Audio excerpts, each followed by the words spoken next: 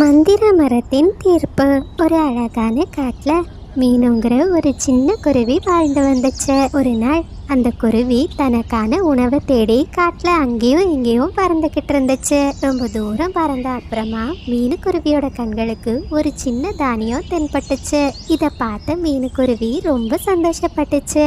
ஆஹா, இந்த தானியம் ரொம்ப சுவையா இருக்கும். எனக்கு இது ரொம்ப பிடிச்ச தானியம். இந்த தானியத்தை எடுத்து ஏதாவது ஒரு குளிர்ச்சியான மரத்தோட மேல இருந்து சாப்பிட போறேன் அப்படின்னு சொன்ன மீனுக்குருவி தனக்கு கிடைச்ச தானியத்தை எடுத்துக்கிட்டு குளிர்ச்சியான மரத்தோட கிளைய நோக்கி பறந்து போச்சு. தான் தானியத்தை அந்த மரத்தோட கிளையில வச்சுக்கிட்டு மீனுக்குருவி ரொம்ப வசதியா உட்கார்ந்துருந்துச்சு. அப்பாடா, இனிமே எனக்கு பிடிச்ச இந்த சுவையான தானியத்தை சாப்பிட வேண்டியதுதான் அப்படின்னு சொன்ன மீனுக்குருவி அந்த தானியத்தை சாப்பிட ஆரம்பிச்சது. அந்த நேரத்துல மரக்கிளையிலிருந்து அந்த தானியம் தவறுதலா கீழே விழுந்துச்சு. அந்த மரத்துல இருந்த ஒரு பொந்துக்குள்ள அந்த தானியம் விழுந்துடுச்சு. மீனுக்குருவி ரொம்ப பசியா இருந்துச்சு. அது தனக்கு கிடைச்ச ஒரே ஒரு தானியத்தையும் அந்த மரத்தோட பொந்துல தவற விட்டதுனால ரொம்ப வருத்தத்துல அழ ஆரம்பிச்சிடுச்சு. எனக்கு கிடைச்சது ஒரே ஒரு தானியம், எனக்கு வேற ரொம்ப பசியா இருக்கு. அந்த ஒரு தானியத்தையும் இந்த மரத்தோட பொந்துல நான் தொலைச்சிட்டேன் அப்படின்னு மீனுக்குருவி அழுதுகிட்டு இருந்த சமயம் அந்த மரத்துல இருந்து ஒருவித ஓசை வர ஆரம்பிச்சது. என்னிடம் வரும் பறவைகள் யாரும் வருத்தத்துடன் திரும்பி போக கூடாது. நீங்கள் எனக்கு ஒன்றை கொடுத்தால் நான் உங்களுக்கு இரண்டாக திருப்பி தருவேன். இதோ எடுத்துக்கொள்ளுங்கள். கொஞ்ச நேரத்திலேயே அந்த மரத்தோட பொந்துல இருந்து 2 தானியங்கள் வெளிவந்தது. இத பார்த்து மீனுக்குருவிக்கு ரொம்ப சந்தோஷமாகவும் ஆச்சரியமாகவும் இருந்துச்சு. ரொம்ப பசியா இருந்த மீனுக்குருவி அதுல இருந்து ஒரு தானியத்தை சாப்பிட்டுச்சு. பிறகு இன்னொரு தானியத்தை எடுத்துக்கிட்டு ரொம்ப சந்தோஷமா தன்னோட வீட்டை நோக்கி பறந்து போச்சு. அப்படி மீனுக்குருவி வீட்டுக்கு போற வழியில தன்னுடைய நண்பர்கள் புறாவையும் கிளியையும் பார்த்துச்சு. நம்ம காட்டுல இனி உணவுக்கே பஞ்சம் இருக்காது. நம்ம காட்டுல ஒரு மந்திர மரம் இருக்கு. அந்த மரத்தோட பொந்துல நாம ஒண்ணு போட்டா அது 2ஆ திருப்பி கிடைக்கும். மீனு, நிஜமாகவா சொல்ற? அப்படின்னா எனக்கு பிடிச்ச இந்த ஆப்பிள் பழத்தை அந்த மரத்தோட பொந்துல நான் போடுவேன். ஆமா, என்னோட ஆரஞ்சு பழத்தையும் நான் அந்த மரத்தோட பொந்துல போடுவேன். எனக்கு 2 ஆரஞ்சா திருப்பி கிடைக்கும். அப்படின்னா சரி, சீக்கிரம் வாங்க, நான் இப்பவே அந்த மரத்துக்கிட்ட உங்களை கூட்டிட்டு போறேன் அப்படின்னு சொன்ன மீனுக்குருவி தன்னோட நண்பர்களை கூட்டிக்கிட்டு அந்த மந்திர மரம் இருக்கிற இடத்த நோக்கி பறந்து போச்சு. மிட்டு கிளி தான் கிட்ட இருந்த ஆப்பிளை அந்த மரத்தோட பொந்துக்குள்ள போட்டுச்சு.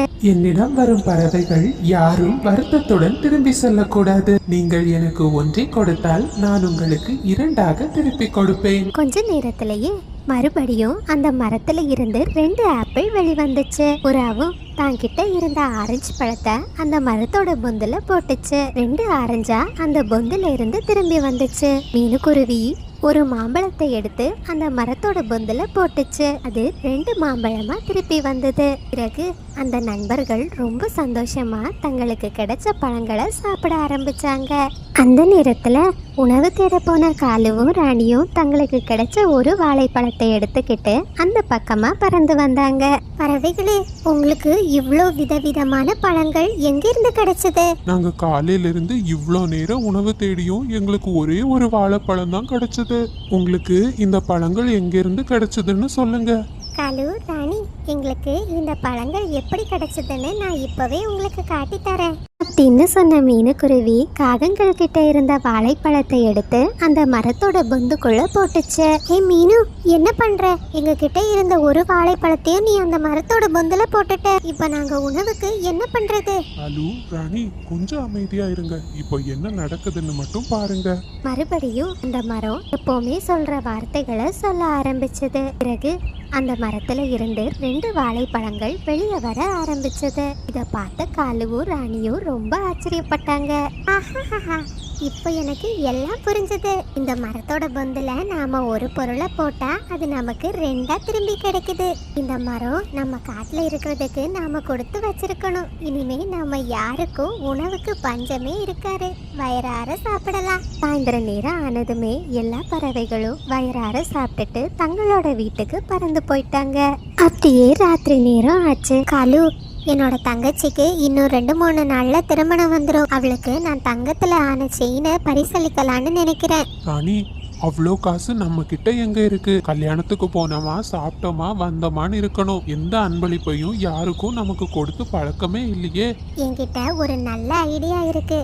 அதுபடி நாம செய்தோம்னா நம்ம தங்கச்சிக்கு நிறைய பரிசு பொருட்களை கொடுக்கலாம். அப்படி என்ன ஐடியா ராணி? நாம அந்த மரத்தோட பொந்துல எதை போட்டாலும் ரெண்டா திருப்பி கிடைக்குது. இருக்கிற ஒரே ஒரு செயினையும் அந்த மரத்தோட பொந்துல போட்டோம்னா 2 செயினா திருப்பி கிடைக்கும். அட ராணி, எனக்கு இந்த யோசனை வரவே இல்லையே. நீ ரொம்ப புத்திசாலி தான். அப்படின்னு பேசிக்கிட்ட காகங்கள் அந்த மந்திர மரம் இருக்கிற இடத்த நோக்கி பறந்து போனாங்க.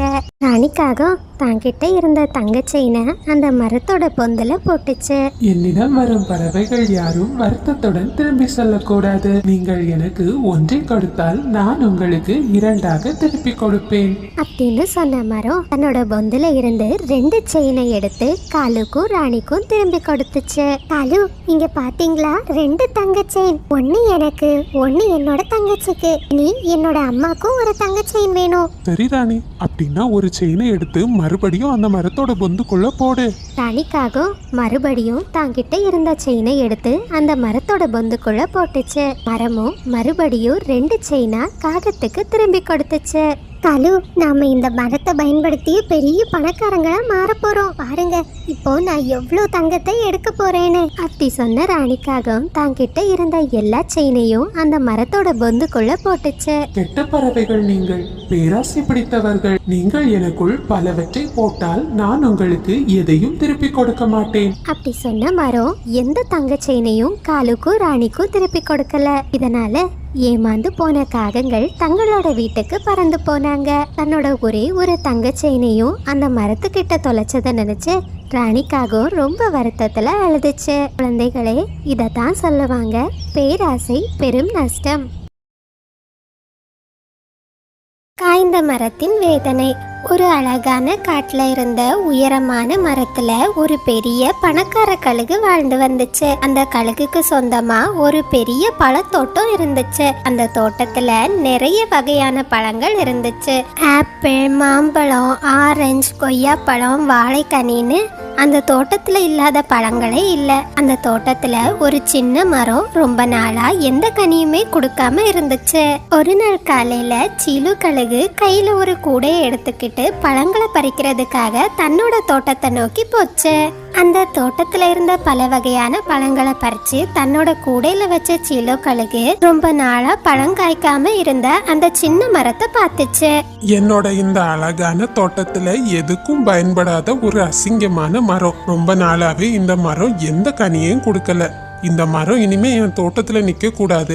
இப்போவே இத வெட்டி எறிஞ்சிடலாம் அப்படின்னு சொல்லிட்டு சீலோ கழுகு அந்த பழக்கூடையை எடுத்துக்கிட்டு ரொம்ப வேகமா தன்னோட வீட்டை நோக்கி போச்சு. தன்னோட முதலாளி சொன்னதை கேட்டுக்கிட்டு இருந்த சின்ன மரத்துக்கு தான் சாக போறோம்னு நினைச்சு பயம் வந்துடுச்சு. சின்ன மரம் ரொம்ப சோகமா அழுதுகிட்டு இருந்துச்சு. இத பாத்துக்கிட்டு இருந்த வாழை மரம் சொல்லுச்சு, ரொம்ப நாளா எனக்கு சந்தேகம் இருந்துகிட்டே இருந்துச்சு. நாங்க எல்லாருமே ரொம்ப சுவையான கனிகளை கொடுக்கறோம், ஆனா நீ மட்டும் எந்த கனிகளையுமே கொடுக்காம இந்த பழத்தோட்டத்துல இருக்கிற. நல்ல வேளை முதலாளி இன்னைக்கு ஒண்ணு கண்டுபிடிச்சாரு. இனிமே நீ இந்த காட்டுல இருக்க முடியாது. ஆனால் வாழை மரமே, இது ஒன்றும் என்னுடைய தப்பு இல்லையே. கடவுள் தான் என் மீது கருணை கொள்ள வேண்டும். நீ அமைதியாயிரு வாழை மரமே. சின்ன மரம் ஏற்கனவே ரொம்ப பயந்து போயிருக்கு. அதை மேலும் மேலும் கஷ்டப்படுத்தாத. சின்ன மரமே, நீ கவலைப்படாத. முதலாளி கிட்ட கொஞ்ச நாள் கால அவகாசம் கேளு. முதலாளி மனசு வச்சா உன்னை நிச்சயமா வெட்ட மாட்டாரு. சரி கொய்யா மரமே, நான் முதலாளி கிட்ட கேட்டு பாக்குறேன். எனக்கு சாகுறதுல இஷ்டம் இல்ல. ரொம்ப நாள் உங்க கூட சந்தோஷமா வாழதான் எனக்கு விருப்பம். இந்த மாதிரி 3 மரங்களும் தங்களுக்குள்ள பேசிக்கிட்டு இருந்தாங்க.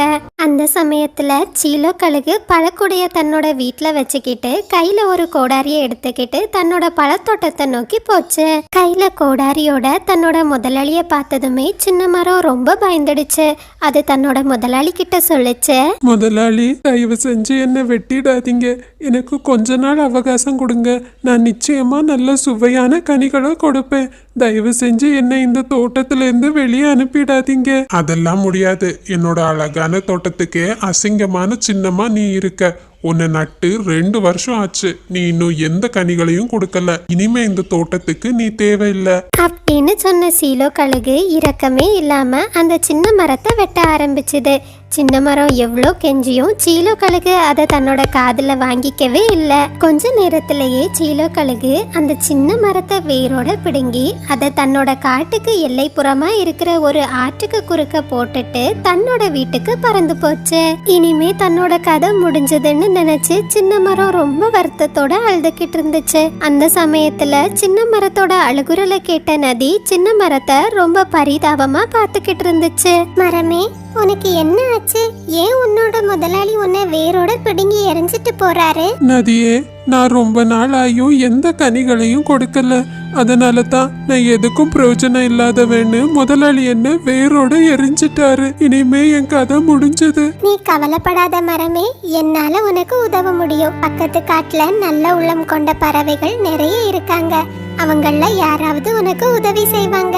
அப்படி சொன்ன நதியும் அந்த சின்ன மரத்தை தான் மீது சுமந்துக்கிட்டு பக்கத்து காட்டை நோக்கி போச்சு. பக்கத்து காட்டுல இருந்த நதிக்கரையோரமா அந்த சின்ன மரத்தை போட்டுக்கிட்டு நதி அங்கிருந்து கிளம்பிடுச்சு. சின்ன மரமும் தன்னை காப்பாற்ற யாராவது வரமாட்டாங்களான்னு ரொம்ப ஆவலோட எதிர்பார்த்து காத்துக்கிட்டு இருந்துச்சு. அந்த காட்டுல மீனுங்கிற ஒரு இரக்க குணமுள்ள ஏழை குருவி வாழ்ந்து வந்துச்சு. மீனு குருவிக்கு சொந்தமா ஒரு ஆரஞ்சு மரமும் ஒரு வாழை மரமும் இருந்துச்சு. அந்த மரங்கள்ல இருந்து கிடைக்கிற பழத்தை மார்க்கெட்ல வித்து மீனுக்குருவி தன்னோட வாழ்க்கையை நடத்தி வந்துச்சு. அடடா, தண்ணி தீர்ந்து போச்சு. நதிக்கரைக்கு போய் இப்பவே கொஞ்சம் தண்ணி பிடிச்சுக்கிட்டு வரலாம் அப்படின்னு சொன்ன மீனுக்குருவி பானையை எடுத்துக்கிட்டு தண்ணி பிடிக்கிறதுக்காக நதிக்கரையை நோக்கி போச்சு. நதிக்கரைக்கு வந்த மீனுக்குருவி வேரோட ஒரு மரம் சாய்ந்த நிலையில அழுதுகிட்டு இருப்பத பார்த்துச்சு. அச்சோ சின்ன மரமே, உனக்கு என்ன ஆச்சு?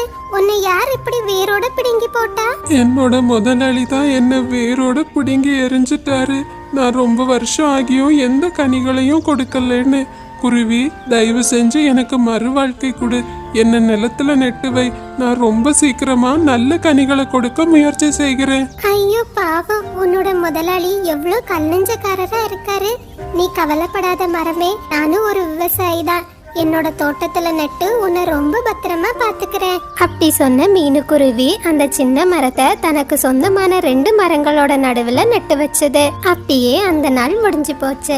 மறுநாள் காலையில சின்ன மரத்து மேல இருந்த இலைகள் எல்லாமே உதிர்ந்து போச்சு. இத பார்த்த சின்ன மரம் ரொம்ப அதிர்ச்சி ஆகிடுச்சு. அந்த சமயத்துல அங்க வந்த மீனுக்குருவி கிட்ட சின்ன மரம் சொல்லுச்சு, மீனு, இனிமே நீ எனக்கு கஷ்டப்பட்டு தண்ணீர் ஊற்ற வேண்டாம். நான் சாகுற நாள் நெருங்கிட்டு. என்ன பாரு, என் மேல ஒரு இலைகள் கூட இல்ல. கூடிய சீக்கிரம் நான் இறந்து போயிடுவேன் மீனு. சின்ன மரமே, ஏன் இப்படி சொல்ற? நீ நம்பிக்கை இழக்காத. நிச்சயம் ஒரு நாள் நீ கனி கொடுப்ப. உன்னோட இலைகள் உதிருதுன்னா நீ சீக்கிரம் துளிர் விட போறேன்னு அர்த்தம். இதுக்கு நான் ஒரு நல்ல மருந்து செய்யறேன். அப்படி சொன்ன மீனுக்குருவி வேப்ப மரத்துல இருந்து இலைகளை பறிச்சு அதை அரைச்சு சின்ன மரத்துக்கு ஊற்றுற தண்ணிக்கு கூட கலந்து ஊட்டுச்சு. நாளுக்கு நாள் சின்ன மரத்துக்கு நல்ல முன்னேற்றம் இருந்துச்சு. 2 மாதங்கள் கழிச்சு சின்ன மரம் ரொம்ப பெரிய மரமா வளர்ந்துடுச்சு. கொஞ்ச நாள்லயே அந்த மரம் தன்னோட கனியா விலை உயர்ந்த வைர கற்களை கொடுத்துச்சு. இத பார்த்த மரம் ரொம்ப சந்தோஷப்பட்டுச்சு. மீனு, நான் எதுக்கும் பயனில்லாதவன்னு நினைச்சேன். இப்பதான் என்னோட மதிப்பு எனக்கே புரியுது. இது எல்லாமே உன்னாலதான் சாத்தியமாச்சு. உனக்கு ரொம்ப நன்றி மீனு. இந்த வைர கற்கள் எல்லாம் உனக்கு தான் சொந்தம். எடுத்துக்கோ. ரொம்ப நன்றி மரமே. இவ்வளவு நாளா ஏழையா இருந்த எனக்கு உங்களால தான் வாழ்க்கையில ஒரு முன்னேற்றம் கிடைச்சிருக்கு. இதுல இருந்து கிடைக்கிற காசை வச்சு நிறைய மரக்கன்றுகளை நான் நட்டு வளர்க்க போறேன். அப்படி சொன்ன மீனுக்குருவி அந்த வைர கற்களை வச்சு காட்டுல நிறைய மரக்கன்றுகளை நட்டு வளர்த்துச்சு. அதுல இருந்து கிடைக்கிற காசுல தனக்குன்னு ஒரு பெரிய வீட்டையும் கட்டுச்சு. அந்த வீட்ல மீனுக்குருவி ரொம்ப சந்தோஷமா வாழ்ந்து வந்துச்சு. நண்பர்களே, இது சப்ஸ்கிரைபர் விருப்பத்திற்கான நேரம். மைதிலி, மௌலிதரன், கார்த்திகேயன், ரேவதி எல்லா குட்டீஸ்க்கும் ஒரு பெரிய hi. Sai Kavisri, Jayasri, Catherine Beulah, Keziah Olivia, Sharon Beulah எல்லா குட்டீஸ்க்கும் ஒரு பெரிய ஹாய். ருத்வா, வர்ணிகா, தன்யா எல்லா குட்டீஸ்க்கும் ஒரு பெரிய ஹாய். ஹாய் லியா குட்டி, நிலா, ஜீவா, ரக்ஷித், தமிழ், யுவஸ்ரீ, ராஜ் செல்லா எல்லா குட்டீஸ்க்கும் ஒரு பெரிய ஹாய். ஜனா, யாஷிகா, ரதி, தக்ஷிதா, கிருத்திகா, ரித்விகா எல்லா குட்டீஸ்க்கும் ஒரு பெரிய ஹாய். நிதிஷ், உங்களுக்கு இனிய பிறந்த நாள் நல்வாழ்த்துக்கள். வாழ்க்கையில் எல்லா வளங்களையும் பெற்று நலமுடன் வாழ வாழ்த்துகிறேன். அருண், பவின், ஒலினா பாப்பா, அதித்தி குட்டி, திவ்யா, தியாகராஜன், தரணீஷ், பாபு, தனுஸ்ரீ எல்லா குட்டீஸ்க்கும் ஒரு பெரிய ஹாய். நீங்கள் அனைவரும் அளித்து வரும் அன்புக்கும் ஆதரவுக்கும் மிக்க நன்றி.